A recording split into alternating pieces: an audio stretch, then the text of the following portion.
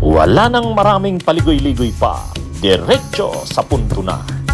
Maiksi lang ang komentaryo, pero diretso sa punto. Maraming kuro-kuro, may tiwali, may totoo. Dito, sa Puntong Diretso tayo. Punto Diretso.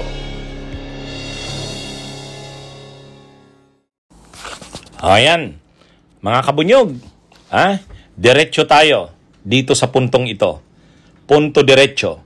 Hindi welcome. Maraming mga Pilipino sa Australia, hindi welcome ang grupo ni Sara at yung kanyang mga kasama. Yan. Alam naman natin na si Sara Duterte at ang iba pa niyang mga kasama, sina Amy Marcos yata Amy Marcos, Bongo, Bato, saka si Padilla, yun, magkakasama sila. Nandun. Ang layo pa ng kampanya sa 2028 elections pero nandun na sa Australia. Mayroon na naman silang rally doon. Wala nang nagagawa itong mga ito itong si Sara Duterte bilang Vice President ng Pilipinas kundi magbiyahe. Sa loob lang ng isang buwan ngayong Hunyo, naka-4 na bansa. Naka-4 na bansang pinuntahan. The Netherlands, Qatar, Malaysia, at ngayon naman Australia. O ngayon sa Australia, pupunta doon, magrarally. Magkakaroon ng rally sa panawagan nila, palayain si Duterte. Mapapalaya naman nila si Duterte sa pamamagitan ng paglaban sa kaso sa ICC. Hindi naman nila mapapalaya si Duterte sa pamamagitan ng mga rally.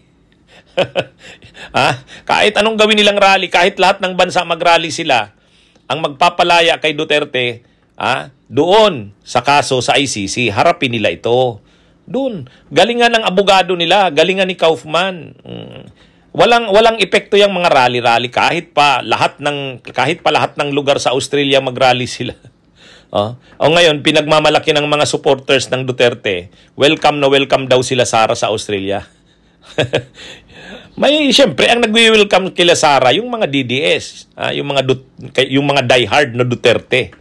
Pero yung mga matitinong Filipino-Australians, yung mga matitinong mga Pilipino na naninirahan sa Australia, kinakahiya nila. Nahihiya ang mga Pilipino doon, yung mga matitinong mga Pilipino. Nahihiya sila na nandun na naman si Sara, nandun na naman si Bato, si Bongo, si Amy at si Padilla. Kinakahiya nila ito.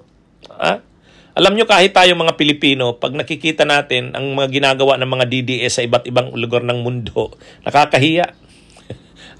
Kaya ang ginawa ng mga Pilipino, ang mga Filipino-Australians at yung mga Pilipino na nasa Australia, mayroon silang Sara Duterte not welcome. Mayroon silang mga naka-schedule na mga mobilizations o pagkilos. Linggo, June 22. 3 p.m. magtitipon-tipon ang mga Filipino na hindi nagwe-welcome kay Sara. Magrarally sila laban kila Sara doon sa Victorian Parliament. At pagkatapos magmamarcha sila papunta ng Victorian State Library. O yan. Magtitipon sa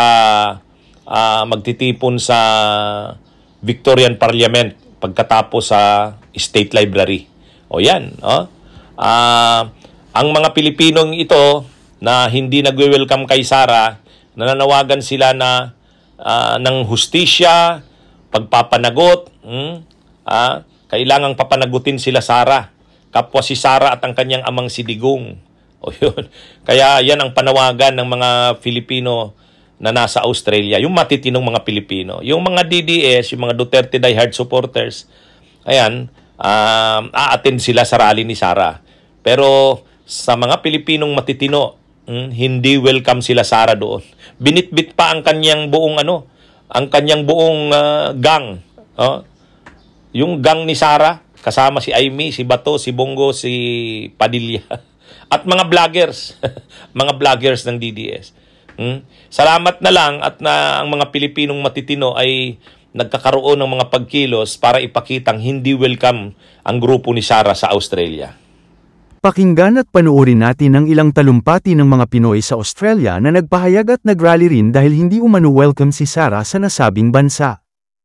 Ngayong nasa detention na sa ICC, ay tipong nakakahatak pa rin ng mga supporters at mga tagapagtanggol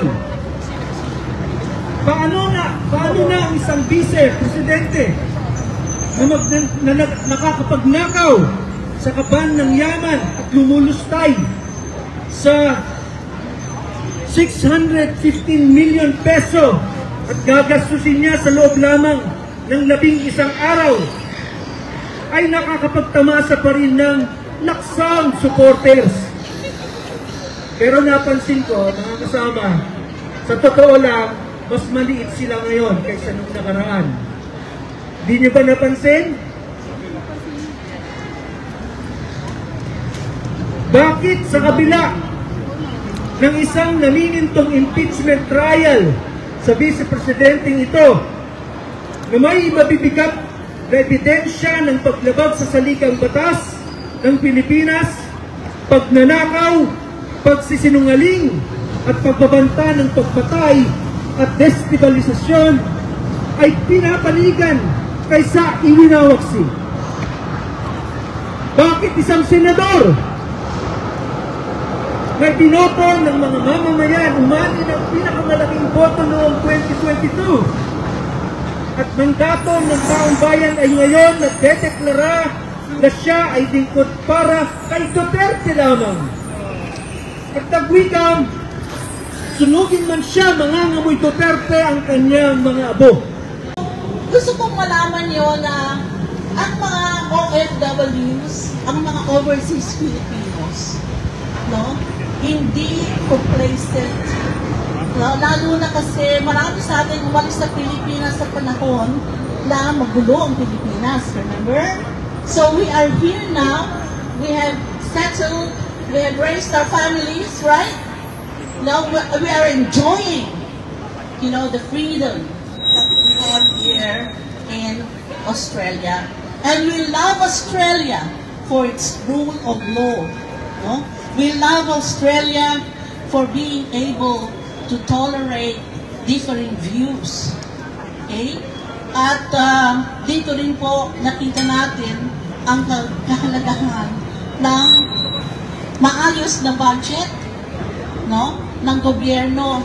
Nakita natin, we see here on a daily basis how if you have a really good government, no, you will enjoy education, health, no, employment, although medyo ano yan, tinetest pa natin, and we enjoy the beauty of nature. Okay, so you know that Australia is in the forefront of really showing to the world, you know, what a good country it can be. Okay? At gusto nating mangyari yan sa Pilipinas. That's the problem, you know? Nakikita natin yung contrast ng Pilipinas at saka ng Australia. Okay? Kaya lalo siguro tayo nagagalit kasi alam natin, no, na ang dami talagang pwedeng dapat baguhin sa Pilipinas. At mabuti na ipaliwanag ni Berlin. But even if siguro hindi pinaliwanag ni Berlin, tingin ko, I think a lot of us are glued to television and radio in the Philippines, mga podcasts, and we know what's happening. The problem is, it is so saddening to see, you know, yung iba pong mga kababayan natin dito, some of the Filipinos here who are blindly, you know, following yung mga kababayan nila. Terrible ang regionalism dito sa Australia, no? Terrible talaga. Masyadong regionalistic ang mga tao. Karamihan po ng nasa rally kanina ay mga guess. Saan sila galing? Probinsya? Ha? Bisaya. Kanina? Yung mga nag-rally ng mga Pinoy? What provinces did they come from? Davao. No? Na-concentrate ang mga taga Davao sa rally kanina. Okay? At kaya, ano yan, huwag tayong mag-itlak. No? Dahil, it's natural dahil ang mga Pilipino, no, regionalism, that regionalistic attitude. Ang Pilipino mismo ang magdikta sa ating kinabukasan. Isa ako sa mga kabataang Pilipino na saksi kung gaano kawalang awang pinaslang ng rehimeng Duterte ang mga moralita, pati na rin ang mga aktivista at iba pang mga sibilyan na kung may question sa war on drugs. Ang war on drugs na sa katotohanan ay gera lamang laban sa masang Pilipino, lalo na sa mga nasalaylayan ng ating lipunan.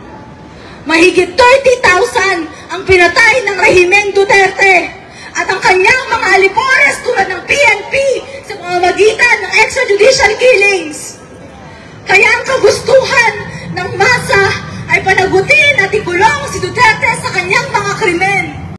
Bunyog, bunyog, halikan na kasama ka. Bunyog, kapag buklod ay may pag-asa. Luzon, Visayas, Mindanao, isa ang pananaw. Sa bagong Pilipinas ang bunyog isisigaw. Bunyog, bunyog, bunyog.